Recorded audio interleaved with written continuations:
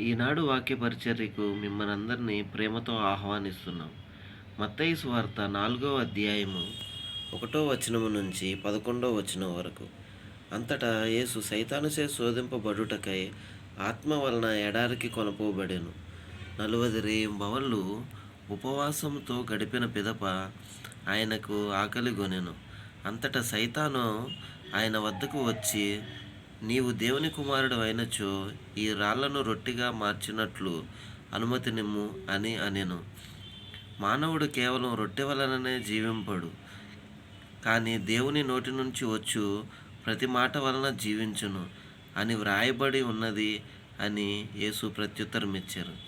పిమ్మట సైతాను ఆయనను పరిశుద్ధ నగరములోని దేవాలయము శిఖరమున నిలిపి, నీవు దేవుని కుమారుడు అయినచో క్రిందికి దూకుము, ఏలైనా ఇట్లు వ్రాయబడి ఉన్నది, నిన్ను గూర్చి దేవుడు తన దూతలను ఆజ్ఞాపించెను, నీ పాదములను రాతికి తాకకుండా నిన్ను వారు చేతులతో ఎత్తిపట్టుకొందురు అని పలికెను.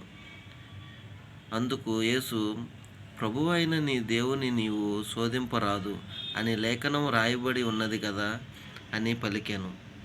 తిరిగి సైతాను యేసును మిక్కిలి ఎత్తైన శిఖరమున చేర్చి, భూమి అందలి రాజ్యములన్నిటినీ వాటి వైభవములను చూచి, నీవు సాష్టాంగపడి నన్ను ఆరాధించినట్లయితే నీకు ఈ సమస్తమును ఇచ్చెదను అనెను. సైతాను, పొమ్ము, ప్రభువైన నీ దేవుణ్ణి ఆరాధింపుము, ఆయనను మాత్రమే నీవు సేవింపుము అని వ్రాయబడి ఉన్నది అని యేసు పలికెను. అంతటా సైతాను వెడలి పోగా దేవదూతలు వచ్చి యేసుకు పరిచర్యలు చేసిరి. ఇది క్రీస్తుని సువిశేషము. క్రీస్తువా మీకు స్తుతి కలుగును గాక. క్రైస్తవ సహోదరి సహోదరులారా, ప్రభువైన యేసును సైతాను 3 సార్లు శోధించినట్లు ఈరోజు లేఖనంలో మనకి రాయబడి ఉన్నది. ప్రభువుని మొదటిసారిగా ప్రభువు ఎప్పుడైతే ఉపవాసం ఉండి ఆకలిగొని ఉన్నారో అప్పుడు సైతాను వచ్చి ఈ విధంగా శోధిస్తుంది. నీవు దేవుని కుమారుడు అయినచో ఈ రాళ్లను రొట్టెలుగా మార్చుకొని వాటిని తినుము అని సైతాను యేసు ప్రభువుని శోధిస్తుంది. ప్రియ విశ్వాసులారా, మనము కూడా ఈనాడు తపస్సు కాలంలో ఉపవాసం ఆచరించేటప్పుడు మనకు కూడా అనేక శోధనలు ఎదురవుతూ ఉంటాయి ప్రజలారా. వాటిని మనం ఏ విధంగా మలుచుకోవాలి, ఏ విధంగా వాటిని తీసివేయాలి అనేది మనం జ్ఞాపకం చేసుకొని క్రీస్తు పట్ల మనం విధేయత కలిగి జీవించాలి అని మనం జ్ఞాపకం చేసుకోవాలి. మనం ఎప్పుడైతే కఠినమైన ఉపవాసాన్ని ఆచరిస్తామో అప్పుడు ప్రభువు మనకు తోడై ఉంటారని ఈ గ్రంథం ద్వారా మనకి తెలియజేస్తున్నారు. మనం ఏదైనా ఒక పని చేయాలనుకున్నప్పుడు అనేక ఆటంకాలు అనేవి ఎదురవుతూ ఉంటాయి. కానీ ఎవరైతే ఎన్ని ఆటంకాలు వచ్చినా కానీ మనం చేయాలనుకున్న పని స్పష్టంగా చేస్తారో వారికి ప్రభువైన యేసు ప్రభువు తోడై ఉంటారని మనం జ్ఞాపకం చేసుకోవాలి. ప్రభువు ఉపవాసంలో ఉన్నప్పుడు ప్రభువుకి ఆకలి 40 దినములు ఉపవాసం ఉన్న తర్వాత ప్రభువుకి ఆకలిగా అనిపించినప్పుడు సైతాను ఈ విధంగా శోధించింది. ప్రియులారా, రాళ్లను రొట్టిగా మార్చుకొనుము, నువ్వు దేవుని కుమారుడువేగా అని ప్రభువుకి సలహాలు ఇస్తుంది. అప్పుడు ప్రభువు ఈ విధంగా పలుకుతున్నారు. ప్రజలారా, మానవుడు కేవలం రొట్టె వలనే జీవింపడు, కానీ దేవుని నోటి నుంచి వచ్చు ప్రతి మాట వలన జీవింపుడు అని ప్రభువు ఇది వాక్యం ద్వారా మనకు తెలియజేస్తున్నారు. మనము ఈ భూమిపై ఉన్న సమస్తాన్ని ఇష్టపడుతూ ఉంటాము. అనేక రకాలైన ఫుడ్స్ కానీ మిగతా వేరే విషయాల్లో కానీ ప్రతిదీ మనం ఇష్టపడుతూ ఉంటాం. కానీ ఇవేమీ శాశ్వతం కాదు. ప్రభు యొక్క రాజ్యమే మనకు శాశ్వతంగా ఉంటుంది అని మనం గుర్తుపెట్టుకోవాలి. ప్రభు యొక్క మాటే మన జీవితాన్ని మారుస్తుందని గుర్తుపెట్టుకోవాలి. ప్రభు యొక్క మాటని ఎవరైతే జ్ఞాపకం చేసుకుంటారో ప్రజలారా వారికి స్వస్థత జరుగుతుంది. ప్రభు యొక్క మాటను వాళ్ళు జీవితంలో గుర్తుపెట్టుకున్నట్లయితే ప్రజలారా వారికి మంచి భవిష్యత్తు అనేది ఉంటుంది. ప్రభువు నోటి నుంచి వచ్చే మాట వలన జీవిస్తారు అని ఈరోజు వాక్యాన్ని మనకు సెలవిస్తుంది. అదేవిధంగా మరి రెండవసారి కూడా యేసు ప్రభువును మళ్ళీ ఈ విధంగా వెంటనే సైతాను శోధిస్తుంది ప్రజలారా. ఏమని శోధిస్తుందంటే, యేసు ప్రభువుని ఎత్తైన శిఖరాగ్రము మీద నిలిపి, నీవు దేవుని కుమారుడు అయినచో నువ్వు కిందకి దూకుము, నీకు ఏమీ కాదు, దేవదూతల్ని నీ ప్రభువు పంపిస్తారు, మిమ్మల్ని కాచి కాపాడతాడని సైతాను మళ్ళీ ఇంకొకసారి శోధిస్తుంది. అప్పుడు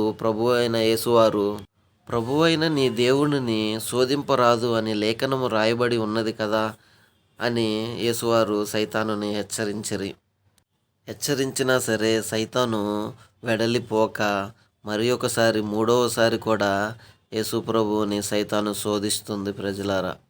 యేసు ప్రభుని మిక్కిలి ఎత్తైన శిఖరమునకు చేర్చి, చూడుమో ఈ భూమి యొక్క అందాలను, వాటి యొక్క వైభోగాలను, మిమ్మల్ని రాజుగా చేస్తాను, మీరు నాకు సాష్టాంగపడి నన్ను ఆరాధించండి అని ప్రభువుని సైతాను శోధిస్తుంది.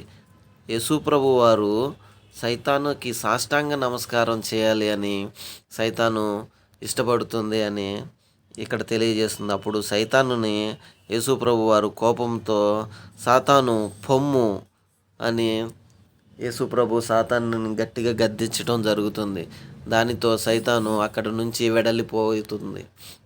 ప్రియ విశ్వాసులారా, మనం ఈ వాక్యాన్ని జ్ఞాపకం చేసుకొని మనం సైతాను శోధనల నుండి దూరంగా ఉండే విధంగా, మనం నిత్యం యేసు ప్రభు యొక్క మార్గంలో నడుచుకునే విధంగా మనం ముందుకు కొనసాగాలి. క్రైస్తవ సహోదరు, ప్రభు అవ్వ ఆదాముకి ఈ విధంగా స్పష్టంగా తెలియజేశారు.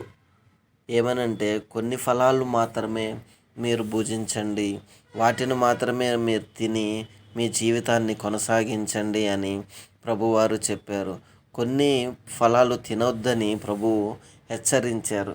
కానీ అవ్వ ఆదాము ఆ ఫలాలని ఎలాగైనా తినాలి అని ఒక సైతాను శోధనతో దేవుని మాటను లెక్క చేయకోకుండా ఆ ఫలాలను తిని వారు శాపానికి గురి అవ్వటం మనం బైబిల్లో క్షుణ్ణంగా తెలియజేస్తుంది. ప్రజలారా, మీరు కూడా ఎటువంటి శోధనలో గురి కాకుండా ఏదైతే ప్రభువు పలికిన మాటలు అయితే ఉన్నాయో వాటి పట్ల విధేయత కలిగి జీవిస్తూ ఉండాలి.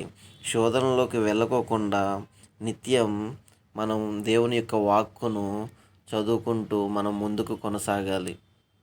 మనకి ఏదైతే 10 ఆజ్ఞలు ఉన్నాయో వాటిని మనం నిరంతరం జ్ఞాపకం చేసుకుంటూ ఆ 10 ఆజ్ఞలను శిరస వహిస్తూ నిత్యం మన జీవితాన్ని కొనసాగించినట్లయితే యేసుప్రభు వారు మనకి పరలోక రాజ్యాన్ని అందిస్తారు. శుద్ధుడైన ప్రేమ గల తండ్రి, కృప కలిగిన దేవా, ఈనాడు మమ్మల్ని ముందుంచి నడిపించినందుకు వేలాది వందనాలు తండ్రి. ప్రభు అవ్వ ఆదాము వల్లే ప్రభు మేము కూడా సైతాను శోధనలో పడుతున్నాం తండ్రి. ప్రభు ఏదైతే అవసరం లేని పనులు చేస్తున్నాం తండ్రి, ప్రభు మమ్మల్ని కాచి కాపాడమని ప్రార్థిస్తున్నాం తండ్రి. సైతాను శోధన నుండి పారదోలదట్టుగా మమ్మల్ని మార్చమని ప్రార్థిస్తున్నాం తండ్రి. మీరు మా తోడే ఉండమని ప్రార్థిస్తున్నాం తండ్రి. యువతి యువకులు ప్రభు సైతాను శోధనలో పడకుండా ప్రభు వారిని కాచి కాపాడమని ప్రార్థిస్తున్నాం తండ్రి. పరిశుద్ధమైన తండ్రి, ప్రేమ కలిగిన ప్రభువా, మీరు మాకు తోడే ఉండమని ప్రార్థిస్తున్నాం తండ్రి. అయ్యా, ఎంతోమంది ఎగ్జామ్స్ రాస్తున్నారు ప్రభువా, చిన్నారి బిడ్డలను ప్రభువా మీరు జ్ఞాపకం చేసుకొని వారికి ధైర్యాన్ని